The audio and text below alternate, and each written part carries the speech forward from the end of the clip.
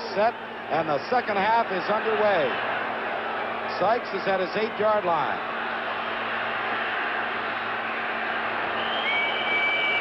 Slowed down initially by Ed Jones as he crossed the 20-yard line to about the 22. It was a 57-yard kickoff, a 20-yard return. As you look at the first half statistics, and you can see that the rushing game was very close, 48-43, and the Eskimos with that final drive jumped out a little bit in front, 185 to 131 in total yards. Tough day for passing because, of course, people can't get good traction, but nevertheless, they have moved the ball a little bit, and we expect more of it in this half. This is Sykes, and Sykes gets out over the 35 to about the 36, and he'll have a gain of very close to 8 yards. Doing something the Stampeders were not able to establish in the first half of play, the running game. Sykes, of course, accomplished so much over the season, 1,020 yards rushing, 50 pass receptions. Boy, what a year, whether it's your rookie year or not. It's just a tremendous effort. As a matter of fact, Sykes gained about 9, so it is 2nd and 1. They give us to Sykes again, second man through. And he has the first down to the 40-yard line. Pat, we've got Al Wilson back up in the booth with us here, the All-Pro center, of course, in the BC Lions. And Al, it seemed in the last part of the first half that the Edmonton Eskimos, the momentum was going their way. Did you feel that way? Yeah, I felt their class was starting to show. They started to get control of the football. They started to do the things that they do well. They were aided by a couple of penalties, though, to keep that drive, to put that touchdown in. Well, you see Willie Burton going in there, picking up 3 or 4 yards again, and the Stampeders obviously coming out to run this football in the second half. Do you think they can do that successfully against this big front four? The best way to do it is to get your offensive linemen to take wide splits so you don't have to actually move the defensive linemen, but shield them and let the back pick his hole. Okay, Al, we'll look for it. Thank you, gentlemen. The gain was about 3 yards, so make it 2nd and 7 for the Stampeders. The ball is just outside their 43-yard line. It's all tied at 10. We have just begun play here in quarter number 3. Hufnagel swings it out to Sykes, and Sykes, with good effort, appears to have the first down, crossing the 50 to the 51-yard line. Boy, he took that ball and just hit it upfield. Tom Towns wanted to move in on him. It appeared as if he might have had him lined up short of the first down, but Sykes just had a burst of speed, got by the initial tackler right there, and got more than enough. Ball is just outside the Calgary 50-yard line. First down, Stampeders.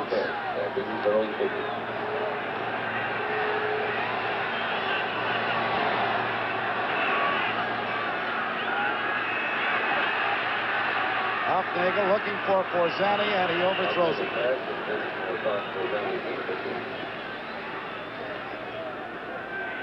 So it'll be 2nd and 10 for the Stampeders. They took the opening second half kickoff and have gone back-to-back first downs to get the ball to where it lies right now.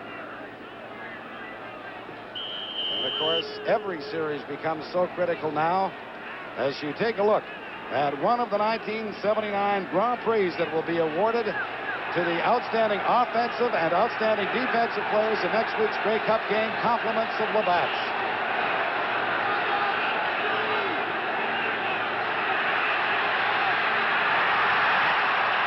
Hufnagel is down inside the 45-yard line. Well, they just came with everybody that time. We haven't seen the Eskimos come with a blitzing situation too often, but you see Dan Kepley as well as the outside linebackers, Tom Towns, both come on this play. Actually, Towns didn't come in. It was Potter on the backside that did, but Kepley blitzed up the middle, number 42. I believe that's the first time that they've sacked quarterback John Hufnagel of the Stampeders in this ball game, Pat. I think you're right. The kick by McFall takes a Calgary bounce. Holloman chasing it down at his 15-yard line, finally picks it up and gets out over the 20 to about the 23, and that's where the Eskimos will start with 11 minutes and 34 seconds left to play in this third quarter. A 52-yard boot by McFall, about 25 of those yards coming on the roll. A 9-yard return by Holloman as Tom Wilkinson and the Eskimo offense comes out onto the field for the first time in this half. They're here from all over today. You saw some Alouette fans. Of course, they'll play Ottawa tomorrow. They're here from Cape Breton. They're here from all over to see two great football teams go at it in the Western Conference Final. Give us to Germany.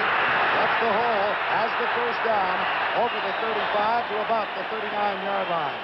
The gain is 15 yards for Jim Germany, and it gives him a total of 51 on the afternoon on 10 carries. Just a big hole over that left side. A great job by Eric Upton and Willie Martin initially.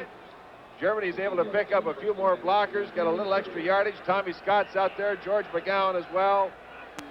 They worked it beautifully. Watch that block by Upton on Jonas and number 47. He just blows him right out of there. Creates a gigantic hole for Germany. The ball is at the Eskimo 38. Second man through again is Germany. And he's out over the 40 to about the 43, so he'll have close to 5 yards. In the second half. Do you think they can do that successfully against this big front four? The best way to do it is to get your offensive linemen to take wide splits so you don't have to actually move the defensive linemen, but shield them and let the back pick his hole. Okay, we'll look for it. Thank you, gentlemen. The gain was about 3 yards, so make it 2nd and 7 for the Stampeders. The ball is just outside their 43-yard line. It's all tied at 10. We have just begun play here in quarter number 3. Hufnagel swings it out to Sykes, and Sykes, with good effort, appears to have the first down, crossing the 50 to the 51-yard line. Boy, he took that ball and just hit it upfield. Tom Towns wanted to move in on him and appeared as if he might have had him lined up short of the first down, but Sykes just had a burst of speed, got by the initial tackler right there, and got more than enough. Ball is just outside the Calgary 50-yard line. First down, Stampeders.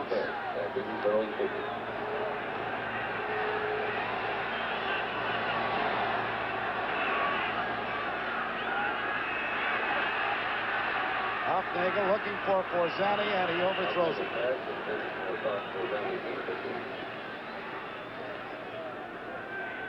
So it'll be 2nd and 10 for the Stampeders.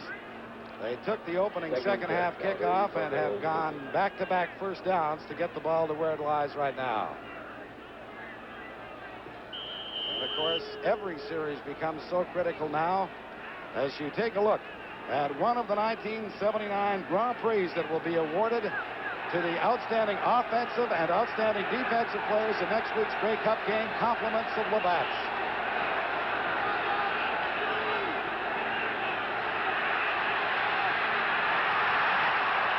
Hufnagel is down inside the 45-yard line. Well, they just came with everybody that time. We haven't seen the Eskimos come with a blitzing situation too often, but you see Dan Pepley as well as the outside linebackers, Tom Towns, both come on this play. Actually, Towns didn't come in. It was Potter on the backside that did, but Kepley blitzed up the middle, number 42. I believe that's the first time that they've sacked quarterback John Hufnagel of the Stampeders in this ball game, Pat. I think you're right. The kick by McFall takes a Calgary bounce. Holloman chasing it down at his 15-yard line, finally picks it up and gets out over the 20 to about the 23, and that's where the Eskimos will start with 11 minutes and 34 seconds left to play in this third quarter. A 52-yard boot by McFall, about 25 of those yards coming on the roll. A 9-yard return by Holloman as Tom Wilkinson and the Eskimo offense comes out onto the field for the first time in this half. They're here from all over today. You saw some Alouette fans. Of course, they'll play Ottawa tomorrow. They're here from Cape Breton. They're here from all over to see two great football teams go at it in the Western Conference Final. Give us to Germany. That's the hole. Has the first down over the 35 to about the 39-yard line. The gain is 15 yards for Jim Germany, and it gives him a total of 51 on the afternoon on 10 carries. Just a big hole over that left side. A great job by Eric Upton and Willie Martin initially. Germany's able to pick up a few more blockers, get a little extra yardage. Tommy Scott's out there, George McGowan as well. They worked it beautifully. Watch that block by Upton on Jonas and number 47. He just blows him right out of there. Creates a gigantic hole for Germany. The ball is at the Eskimo 38. Second man through again is Germany. And he's out over the 40 to about the 43, so he'll have close to 5 yards. Looks like both ball clubs have the same idea, Mike. They're both trying to establish the running game, which neither team did very effectively in the first half. Germany slow to get to his feet as you look at another interesting figure. That the Stampeder defensive unit really came on this year, and that's why they're in this Western Conference final. Up around the eye area, apparently, is the cause for concern. And I'm sure we'll see Germany in just a few moments as Angelo Santucci comes out onto the field. Might have got a finger in the eye. Yeah, it doesn't look like he hurt badly, Pat, but that would really be a blow for the Eskimos. You know, another interesting stat that we haven't shown you is the Edmonton Eskimos only won the first place finish in the West. They're the only team in the West that did not have a 1,000-yard rusher on the ball club. Germany was their leading rusher at 885.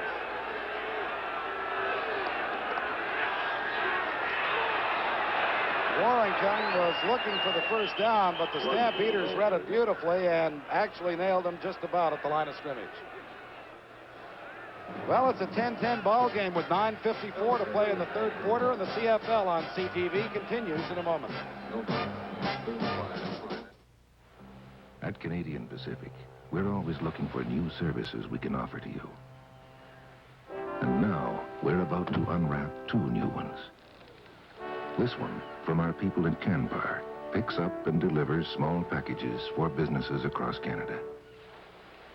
Dependably, quickly, and at very attractive rates. And this one, from our people at Elan Holidays, delivers you on holiday tours to sunspots like Florida, Mexico, and Hawaii. Dependably, imaginatively, and at very attractive rates. At Canadian Pacific, we think packaging holidays and delivering packages are 2 good new services for us to be wrapped up in. And we hope you do too. At Canadian Pacific, we believe what we do is important to you. I'm at field level with Jim Adams, the trainer of the Eskimos. Jim, Germany poked in the eye by a finger, I guess, eh? Yes, that's correct. Not too bad, though, eh? Not bad. He'll be back in the next series. Isn't it ironic, a hard-hitting game in cold weather where there hasn't been a serious injury on either side? No, not in that. This is a big game. Both teams are ready for it, so you're not going to get a lot of adrenaline's silly flowing, injuries. eh? Yeah. Thanks, Jim. Thank you, Al McCann. We are set now with the third down punt from Hank Olisic. Not a good one. Off the side of his foot and goes out of bounds at the Calgary 40.5-yard line. Got the best average in the CFL, but Frank, before the game started, you said one thing that could be a factor is Hank Olisic's punting. Not because he's necessarily the best punter, but because he can be erratic at times. Well, he is inconsistent. You know, he's a very young fellow. As a matter of fact, I think he's the youngest guy in the Canadian Football League. And as you see, he led the league in punting all year long, but every once in a while, he'll pull one or shank one like he did right there. That one was 36 yards by Olisic as McFall is actually out kicking him 47 yards to 41. Hufnagel unloads it just at the last moment as the pressure really got to him. Este was in there, and so too, I believe, was Jorg Hensel. Most often this afternoon, that Calgary front wall has given Hufnagel pretty good protection, but Jorg Hensel, one of the first to get in there, but then all the others came along with him. Hufnagel getting more pressure in this third quarter than we've seen. He was a bit shaken up on that play, too. He stayed in the ball game, but that would really be a blow to the Stampeders, hope. It is 2nd and 10, Calgary, just outside their 40-yard line.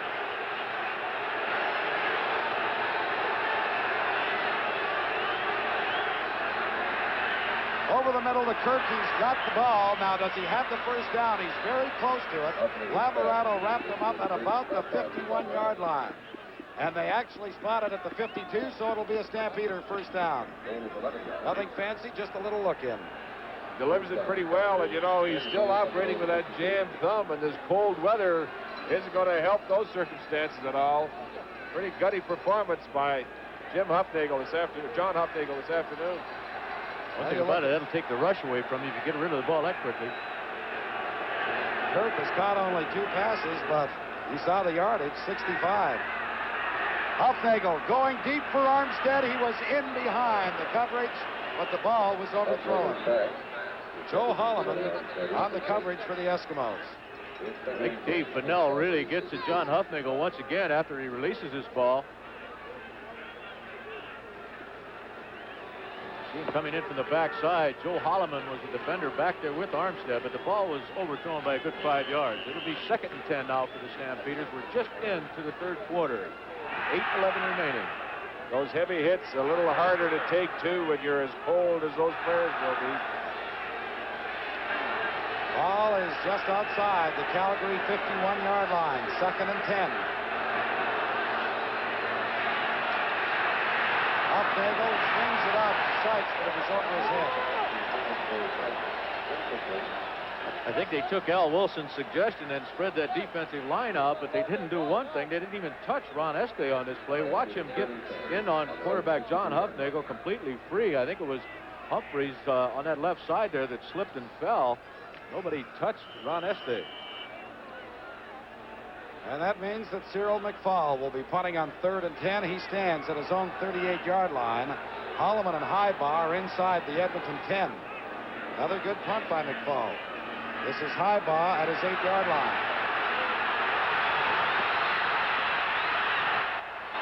Well, he did it in the 1st quarter, and he's done it again. Takes the Eskimos out of a hole as he returns that punt 21 yards. It was a 50-yard boot by Cyril McFall. We are still tied at 10, and the CFL on CTV continues in a moment. I'm a Canadian Pacific shareholder now, Harry. Well, that's good, Arnold. That gives me a share in the whole company, eh, Harry? Mines, airlines, steel, railway, trucks, forest products, hotels, ships, real estate, petroleum, telecommunications. That's right. The company has a big responsibility to you as a shareholder. Yeah, so now he's working for me.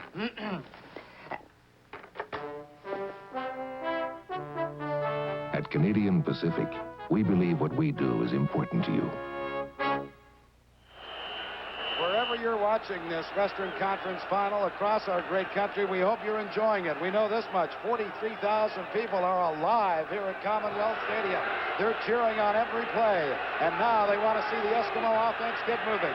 1st down at their 28-yard line. Give us to Warrington. Warrington fumbles the ball, and Odoms has it inside the 25. Mike, I didn't really see who stripped that ball from him, but they certainly had a good defensive effort. Andy Jonason, number 47, was the first defender in there. I think he was the one that knocked the ball loose from Warrington. Another big turnover for the Stampeders as Odoms picks up yet another turnover. Well, Wilkie has to make the stop. Has he been the man on the spot, though, this afternoon? And this Calgary defense, we've talked about it throughout. They've done a great job. Edmonton hasn't really hurt them an awful lot, and they've created another big opportunity now to take this lead over. Ball is at the Edmonton 22-yard line. The give is to Sykes. Sykes gets to the 20 and not much further. Kepley was there. And so, too, was Ed Jones. I'll tell you, normally what's happened all year long is Willie Burden has done such an excellent job in blocking for Jim Sykes, but this time he just gets stood up right at the line of scrimmage. It's David Boone, number 64, the defensive end, that he's trying to get a piece of, but Willie did not do his job on that play. Seemed to me that Ed Jones did a pretty good job of stepping in here, too. He does a tremendous job filling that hole. The game was a couple. The ball is at the 20. 2nd and 8, Stampeders.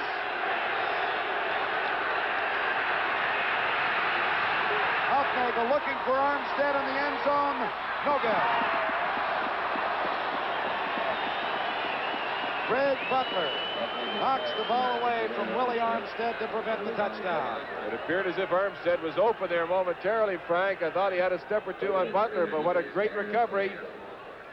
A long ball that gave Butler the opportunity to come back, and he got his hand up. No opportunity for Armstead. I'm a little surprised they went deep on that play. I thought they'd send somebody out in the flat. It seems the area that they're having more success with is a shorter type of thing. Mike, as you mentioned, the Eskimos are putting a lot more pressure on Huffnagel, and he's not got the time to pick out a deep receiver in most cases.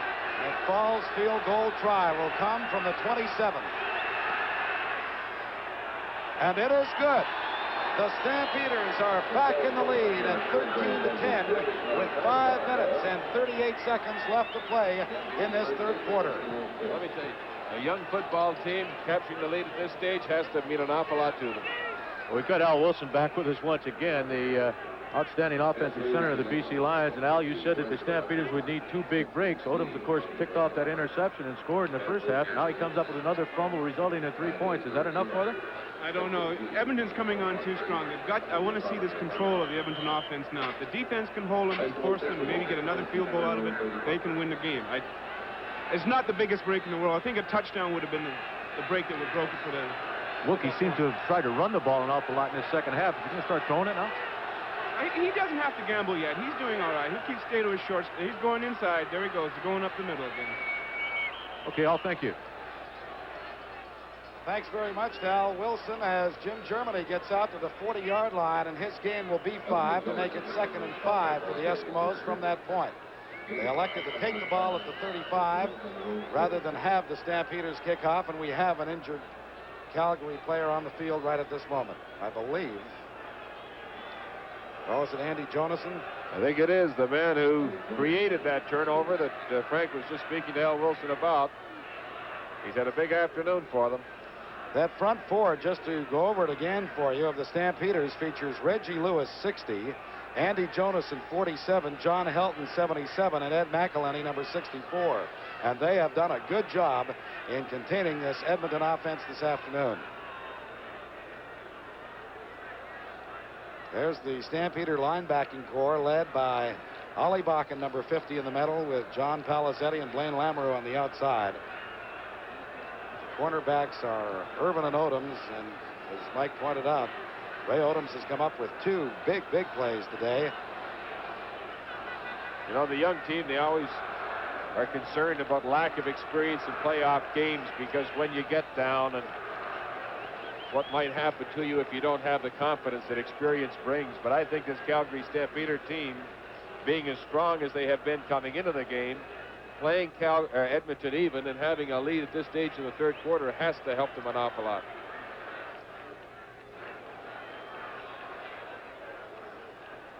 Well, one of the things, of course, that's been a big factor in this ball game, of course, has been the turnovers. Andy Jonason, you see down on the field, caused the big turnover just moments ago as you see him strip the ball from Don Warrington. This, of course, resulted in Cyril McFall's field goal just a moment ago to put the Stampeders up 13-10 now. Look at that, Pat. They're warming up the ball. Well, you know, it's very important. Tom Wilkinson, in talking with him earlier, said what happens as the game wears on, the balls get so cold that the pebble wears off and it's hard to grip them. What they're doing is trying to avoid that problem so that you'll still see the good passing game that has been featured to this point. They attend to Jonason on the sidelines as the Eskimos come up with a 2nd and 5 at their 40-yard line.